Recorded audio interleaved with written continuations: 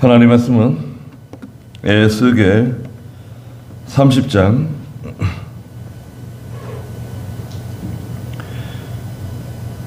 9절 말씀부터 보도록 하겠습니다. 에스겔 30장 9절입니다.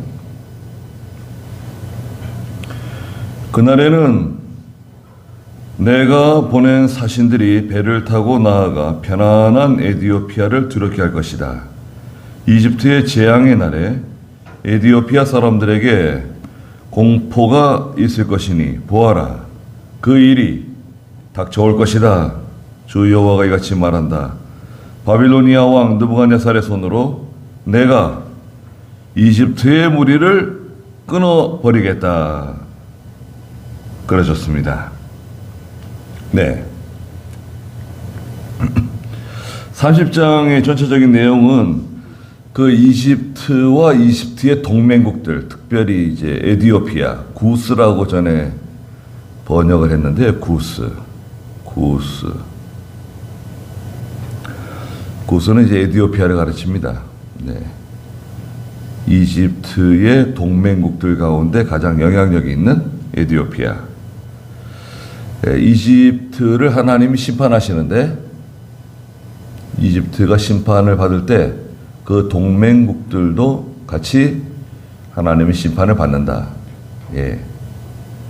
죄를 짓는 사람, 하나님을 거역하는 사람 옆에 있지 말라는 거예요. 그러니까 하나님의 뜻대로 하지 않고 믿음으로 하지 않는데 그걸 같이 하면 안 돼요. 같이 하게 되면 같이 처벌받는 거예요. 네. 요즘에도 그런 거 있잖아요. 음주 운전하는데 옆에 같이 앉아 있었다. 그러면 동승자도 처벌받죠. 네. 왜 그 음주로 운전하는데 가만히 있었냐?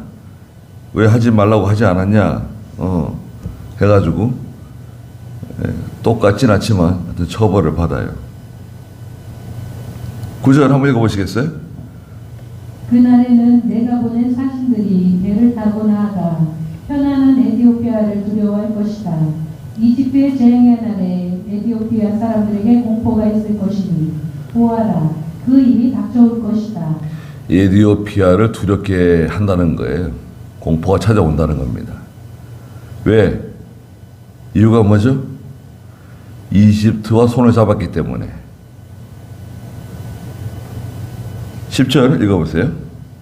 주 여호와가 이같이 말한다. 바빌로니아 왕 느부갓네살 손으로 내가 이집트의 무리를 끊어버리겠다. 그가 민족들 중에 가장 잔인한 군대를 데리고 가서 그 땅을 진멸시킬 때에 그들이 칼을 뽑아 이집트를 대적하여 그 땅을 사륙당한 자로 채울 것이다. 네, 하나님께서 바빌로니아 왕 느부갓네살의 손으로 내가 이집트의 무리를 끊어버리겠다 그랬습니다. 하나님이 이용하는 사람이 있어요. 하나님이 이용하는 사람. 바빌로니아 왕 느부갓네살은 뭐 믿음 있는 사람이 아니죠. 지금으로 말하면 예수 믿는 사람이 아닙니다. 교회 다니는 사람이 아니에요. 그런데 하나님께 이용당하잖아요.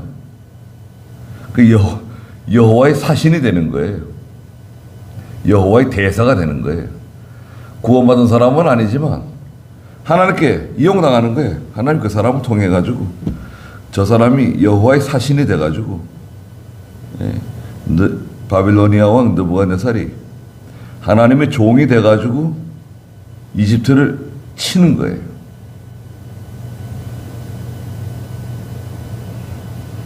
(11절에) 보니까 그가 민족들 중에 가장 잔인한 군대를 데리고 가가지고 그 땅을 진멸시킨다.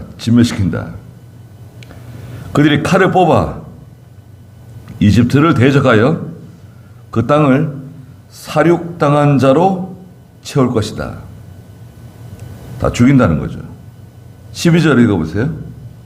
내가 그 강들을 마른 땅으로 만들고 그 땅을 악인들의 손에 팔며 그 땅과 그 땅에 충만한 것들을 타국인들의 손으로 황폐하게 하겠다. 나 여호와가 말한다. 네. 하나님께서요, 이집트를 심판하실 때 내가 그 강들을 마른 땅으로 만드신대요. 오늘 그 오전 예배도 이사야 19장 말씀에 이집트가 나오는데요. 강이 말라요, 강. 여러분, 강이 왜 마르죠? 우리 여기 경안천이 흘러가죠. 경안천이 팔당으로 내려가는데, 경안천이 말랐다. 마르는 이유가 첫째 뭔가요? 비가 안 오는 비가 안 와요. 비가 안 오면 강바닥이 마릅니다. 강바닥이 마르면 그 다음에 또 뭐가 마르죠? 논바닥도 마르죠. 밭에도 물을 줄 수가 없죠. 생산이 안 돼요. 물이 없으면 공장 가동도 안 됩니다. 공장도 못 돌려요. 전체적으로 경제가 무너지는 거예요. 이것은요, 강들을 마른 땅으로 만드신다. 이 경제가 붕괴되는 거예요. 강이 마르면 안 되거든요. 또 강이 있어도 그 강을 이용할 수 없을 수도 있어요. 예를 들어서 하나님께서 모세를 통해서 바로 앞에 가가지고 나일강을 피로 만드셨죠? 나일강뿐만 아니라 이집트에 있는 모든 강들, 샘물의 근원들 다 피로 만드셨어요. 우물도 피가 나오고 다 피예요.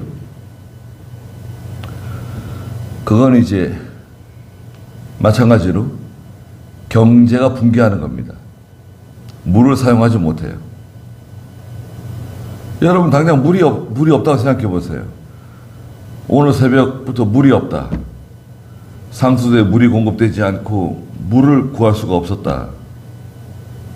그럼 우리가 예배당 나올 때 세매도 제대로 못하고 예배당 나와야 되고, 예배당 나와도 뭐 정수기에 물이 있어요? 뭐 식당에 물이 있어요? 물이 없어요. 물이 없으면 어떻게 되죠? 얼마나 힘듭니까? 뭐 어디 편의점 가가지고 생수를 사 먹는다? 아니, 생수가 없다니까요. 지금 물이 없어요. 그럼 목말라 죽는 사람 생깁니다. 목말라 죽는 사람. 물을 구할 수 없다는 건 큰 재난이에요. 물이 많아도, 중국이 지금 물이 많아가지고 문제인데, 물이 많아도 문제지만 물이 없는 한재래, 한재. 기근, 가물음. 하나님의 재앙입니다.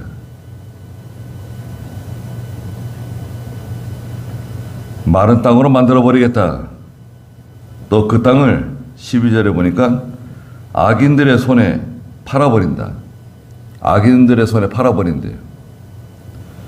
그 땅과 그 땅에 충만한 것들을 타국인들의 손으로 황폐하게 하겠다 그랬습니다. 타국인들, 대표적으로 바빌로니아죠. 바빌로니아가 쳐들어와가지고 황폐하게 만드는 겁니다. 전쟁이 나면요, 과거나 현재나 다 무너지는 거예요. 다 파괴되는 거예요. 일본은 과거 역사를 봤을 때 10년에 한 번 꼴로 전쟁을 일으켰어요. 10년에 한 번 꼴. 100년이면 몇 번입니까? 10번 전쟁을 일으킨 거예요. 한 번 전쟁을 일으키는 것도 쉽지 않은데 10번씩이나 전쟁을 일으켰어요. 일본이. 또 다 성공했어요. 이겼어요. 그런데 잠자는 사자의 코털을 건드렸죠. 잠자는 사자가 누굽니까? 미국을 건드려, 미국을 건드렸어요. 그 미국하고 전쟁이 붙은 거 아닙니까? 태평양 전쟁.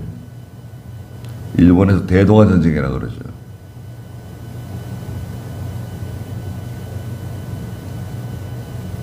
하나님께서 경제적인 환란 가져오실 수 있어요.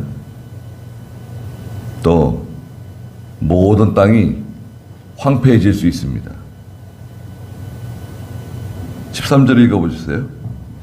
주 여호와가 이같이 말씀하신다. 내가 우상들을 파괴하고 이방신들을 멤피스에서 끊어버리고 다시는 이집트 땅을 다스리는 통치자가 없게 하겠다.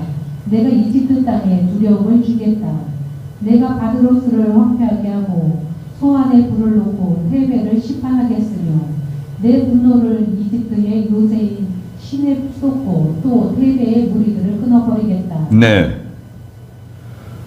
13절에 주 여호와가 이같이 말한다. 내가 우상들을 파괴하고 이방신들을 멤피스에서 끊어버리고 그랬습니다. 우상 많이 생겼습니다. 이집트가 망한 죄 중에 우상 숭배한 죄가 있어요. 멤피스 유명한 도시입니다. 저 북쪽 이집트가 땅이 크기 때문에 상 이집트, 하 이집트 이렇게 나누는데요. 상 이집트에 저기 오늘날 수도인 카이로가 있거든요. 이집트의 수도가 카이로예요. 카이로에서 남쪽으로 한 20km 떨어져 있는 멤피스가 유명한 곳이죠.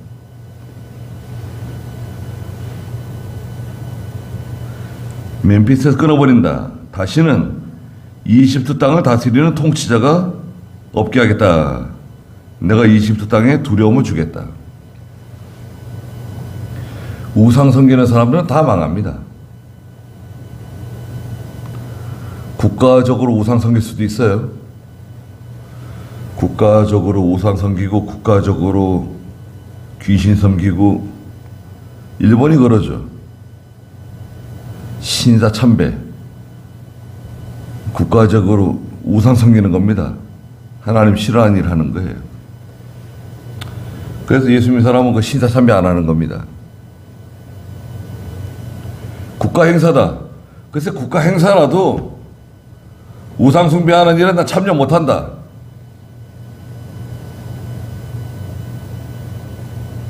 그리고 14절에 내가 바드로스를 황폐하게 하고, 바드로스도 그 북이집트, 상이집트에 있는 고대 도시입니다. 소안은 옛날에 이집트의 수도였던 곳이에요. 큰 도시죠. 거기 불을 놓고 테베를 심판하겠으며 내 분노를 이집트의 요새인 신에 쏟고 또 테베의 무리를 쏟아버린다.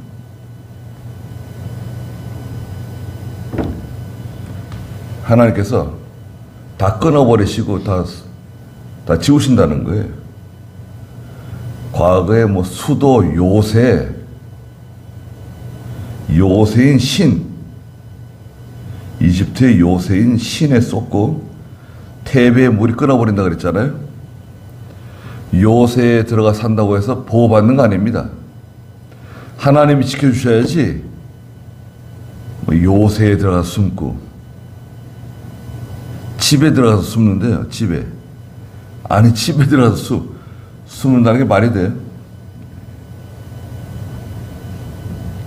16절 내가 이집트에 불을 놓을 것이니 신이 심히 고통스러워하고 테베가 찢겨지며 멤피스가 낮에 대낮같이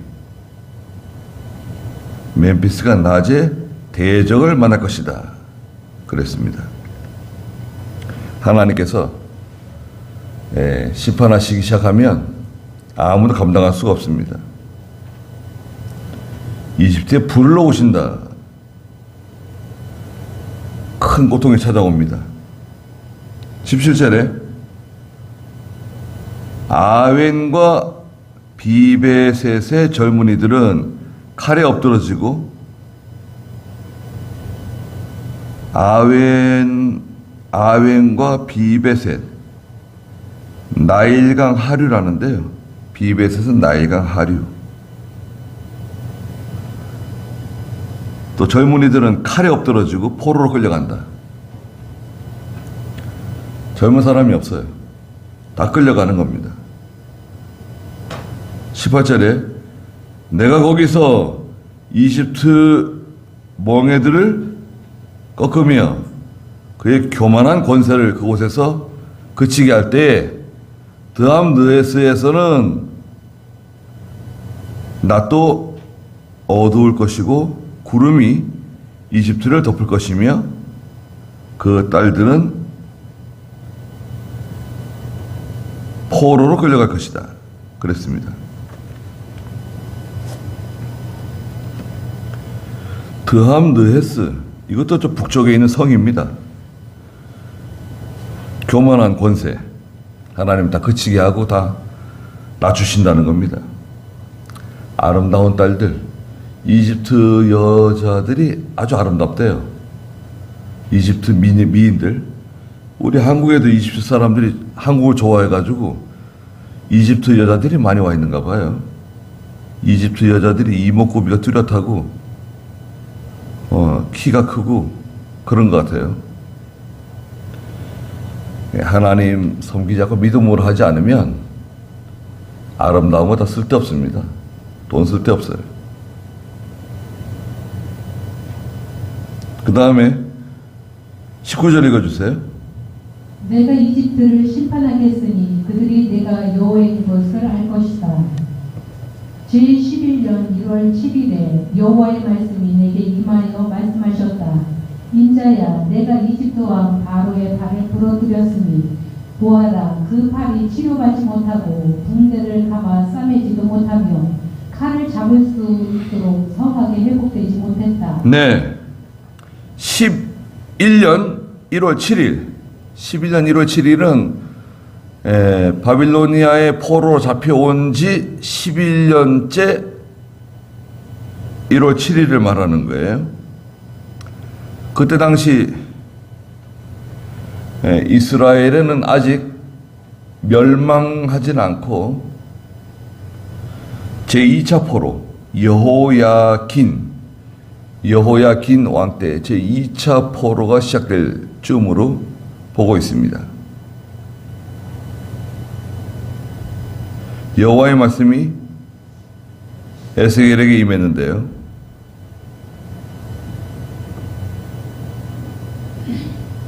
21절에 인자야, 내가 이집트 왕 바로의 팔을 부러뜨렸으니, 하나님께서요, 그 이집트 왕 바로의 팔을 부러뜨리셨대요. 하나님이 팔을 부러뜨렸다? 이게 무슨 말인가?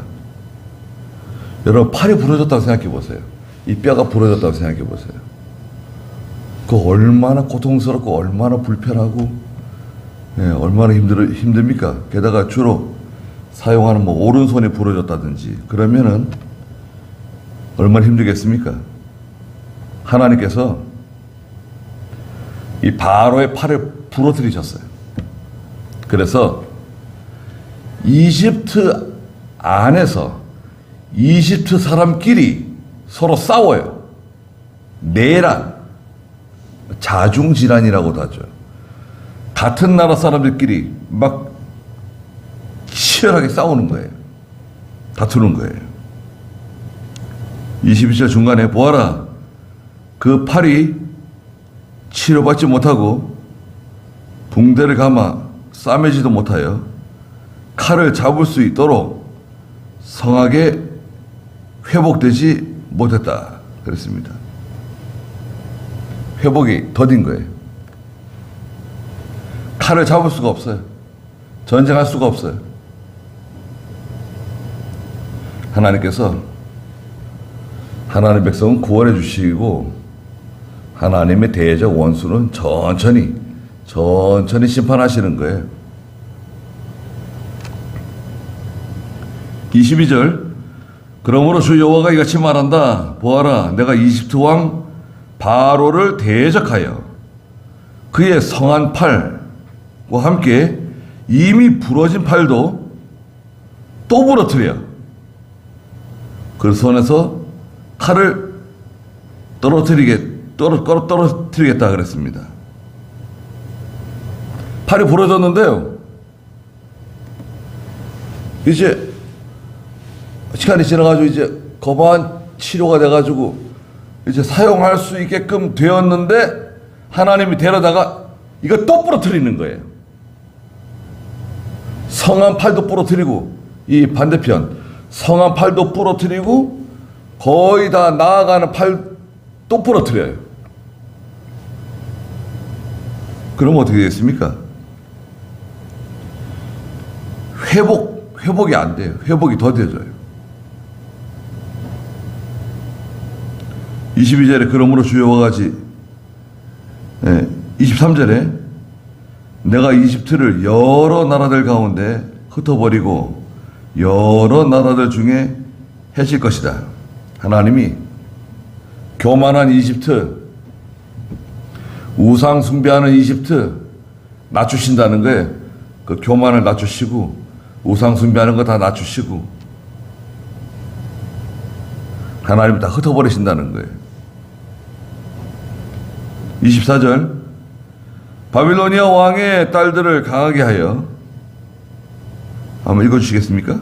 24절 바빌로니아 왕의 팔들을 강하게 하여 내 칼을 그 손에 주겠으나 바로의 팔들을 부러뜨리겠으니 바로가 그 앞에서 상처 입은 자처럼 신음할 것이다. 내가 바빌로니아 왕의 팔들을 강하게 하고 바로의 팔들은 떨어뜨리겠다. 내가 내 칼을 바빌로니아 왕의 손에 주어 그가 그 칼을 이집트 땅에 뻗칠 때에 그들이 내가 여호와인 것을 알 것이다.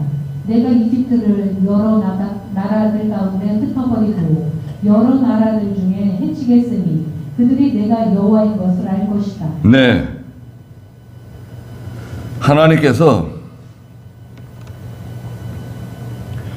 바빌로니아 왕 느부갓네살의 팔은 강하게 해주고요, 반대로 이집트 왕 바로의 팔은 약하게 만드시는 거예요.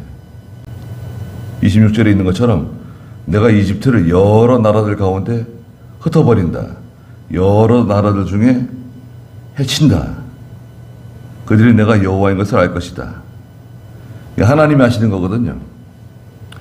성도는 어떤가요? 성도는요, 하나님께서 고린도전서 10장 13절에 보면 첫째는 감당할 수 있는 시험을 주세요. 성도는 좀 다르죠.